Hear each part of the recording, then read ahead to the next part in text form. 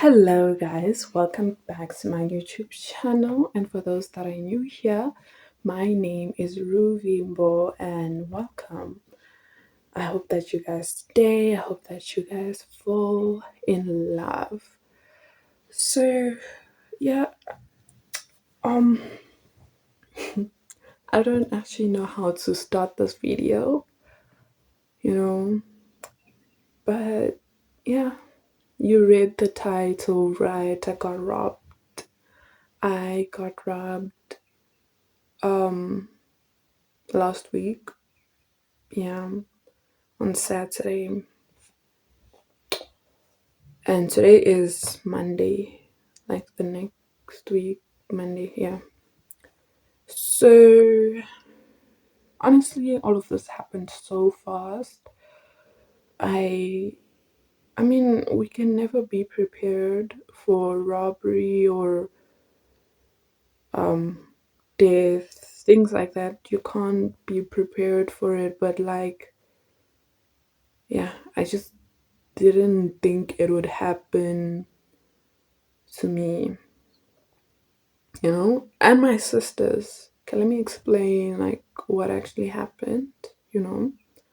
So basically on Saturday I was getting ready to go out. I had a friend to meet at the mall, right? So I was getting ready. There wasn't electricity, so the network was slow, like really, really slow. And I was trying to contact this person so that I can find out if they're there or if the plans are still on. Yeah, but like none of the messages were going through, and it's just like, what is going on? So here I was like in the sitting room. I was frustrated with my phone. I'm like, why is this like not working? I want to go out.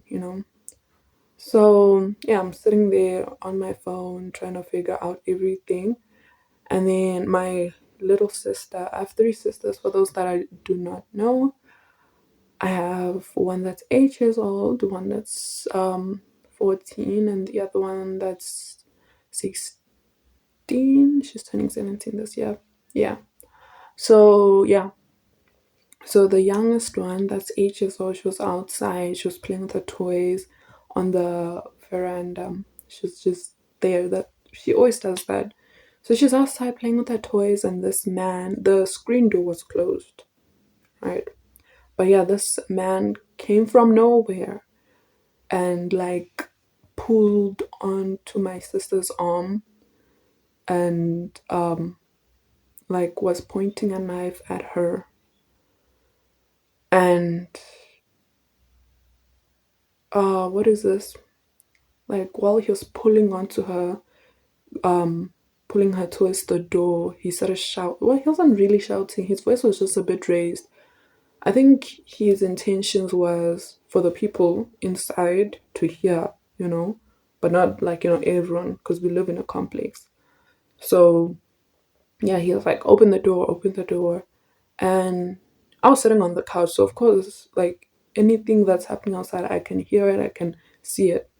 So now I like pop my head out. So now I pop my head out, try to just look who like what's going on.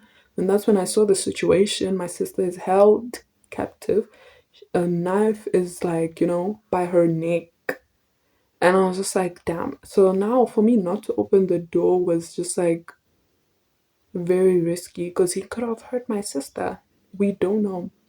So now I open the door and he like rushes and like storms in, and what is this?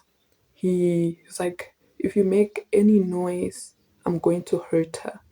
So now like as he says that, I start to cry because like, damn, like I don't know why I was crying, but I was crying because it was just a lot happening. Okay, so yeah, I was crying.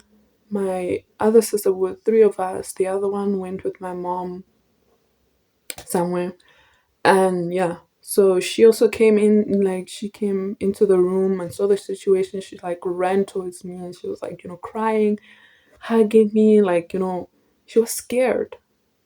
And the guy thingy like came towards us and pushed my little sister like in our direction, and then he just storms into the rooms. And that morning I was like busy with my what is this, with my laptop, so I just left it on the bed. It was shut, but it was like, on the bed. And yeah, my bag was also on the bed, like my purse was on the bed because I was planning on leaving. And yeah, so he like came in and he saw my laptop, he took it, he went through the my bag, my purse, and he took out like my wallet. And yeah, but there was like cash in the bag and he didn't take it. It was just 100 rand note, but like didn't take that, but took the wallet. The wallet only had coins, but oh well, yeah, he took that. And he's noticed that I had my phone, like I left it on the couch. So now he took that phone as well, and then he looked at like my other sister. Um, she's the one that's 14, by the way. So he's like, "Do you have a phone?" Like pointing at her, and she just like shook her head. And then I don't know if he got frustrated or whatever, but like he's like, "For tech," and then he ran out. And then I ran after. Well, I didn't run exactly after him, but I like went out as well to see where he was like going. Like, because like the main gate to the complex is like quite a distance. So I wanted to see if he came from the main gate or he came from somewhere else. So that's when I noticed that like behind our house, we live like right at the end. So behind our house, the wall that like protects us. What is it called? I don't know now. So yeah, I noticed that the fence there was cut, and that's where he was climbing back out from. So yeah, I was just like looking at him, and he looked at me dead in the eye. And my mom always said it, like my mom, when I was telling her the story, she was like, if he had a gun and like you made eye contact like that, he could have shot you. And like but thank God he didn't have a gun. Well, I don't think he had a gun. Yeah, so after that, I rushed to my neighbor's house because I had no phone. So I rushed to my neighbor's house and I like tried to explain everything that happened, even though I was like crying and I was stuttering a lot. I was mumbling, and it was just a lot that was going on. But she understood what I was saying, and she tried to like look around and whatever. And then that's when she was like, you know what? No, we're gonna call the security company of like the complex to come. So yeah, she did that, and then that's when she was like, you know what? It also use my son's phone to call your dad, mom, whoever you want to call. So I'm like, oh, okay. My dad um was nowhere close by, so I was like, he's not gonna come. So I had to call my mom, and I told her everything. And when I told my mom, she was like, "Girl, you're lying. You are lying. Stop playing with me." And I'm like, "Mommy, how could I be lying? Some like it really happened." And they pointed a knife at Adiana, and as soon as I said they were pointing a knife at Adiana, that's when my mom knew that like, no, she's telling the truth. So yeah, that's when she was like, no, I'm coming right now. I'm coming. I'm on my way. So yeah, I'm still crying because like I'm still yeah. So yeah, the security company came in and also had a look and whatever not, and like, no, this is actually like a police matter because we got robbed.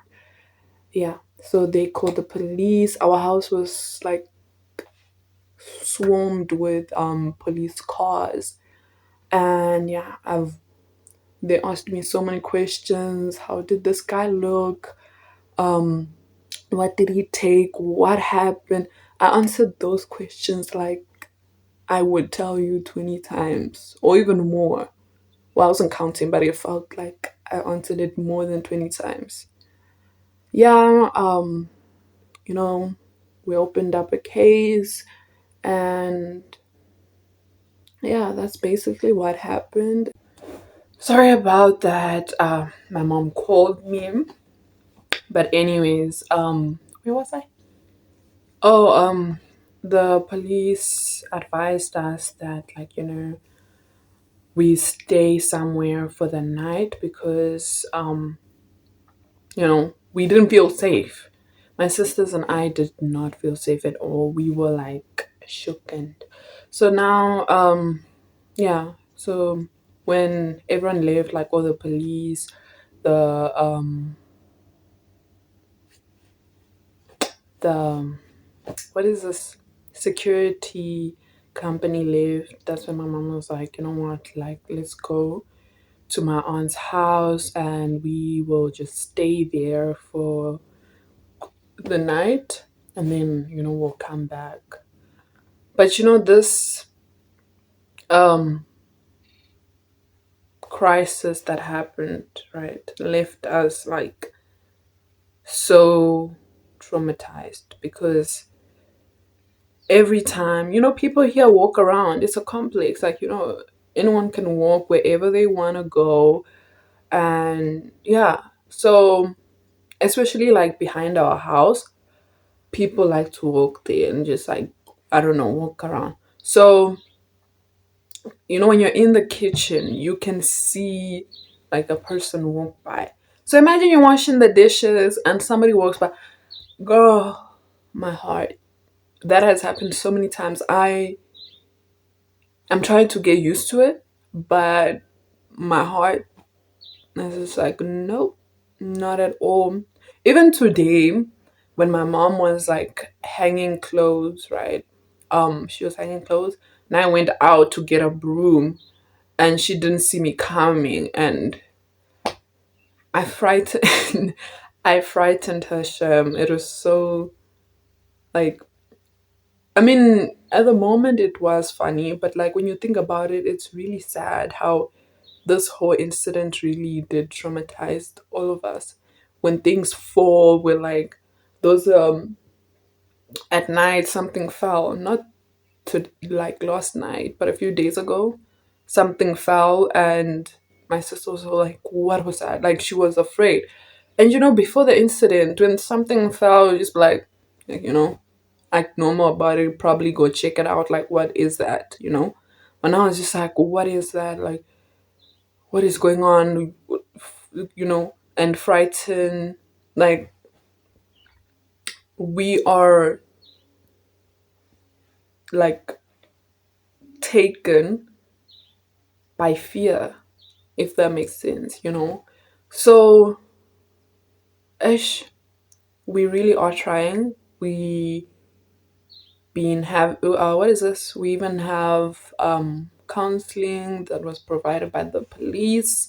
That's basically what happened, and I wanted to share it with you guys, since you guys are a part of the family, and you'd probably be thinking, this girl hasn't been posting. I've been trying to heal. My little heart needs to heal. But yeah, I feel like I'm okay now. I feel better. I feel way better. And yeah, for an overthinker like me, I used to think that it was like I could have done something, even though nobody got hurt. But like every time when I'm like in bed or just sitting alone, I would be like, my sister was held with a knife and I did nothing. I just stood there crying my eyes out. I couldn't do anything. So yeah, that kind of did haunt me, because but then also I would think that, but if I did something, both of us could have been hurt, or she could have been hurt. And it's just like, I didn't want that either, but I also felt useless in the situation. So I don't know, I kind of blamed myself, for not doing something because I am the oldest. I don't know if it's older sister intuition. Is it intuition? Yeah. I don't know. But now it's just like, you know what? I must just be grateful that nothing happened to any of us. We were protected by God, and we must just be thankful and we must be glad that nothing happened. So, yeah, that's the end of the video, y'all. We can't be thinking too much about it because then, you know, we might start crying. And who wants that? So this is the end of the video, guys. I don't know how to end these type of videos. I don't know how to start them. I don't know how to end them. It's just like, you know, I hope to see you in my next video. You know? Yeah. Bye.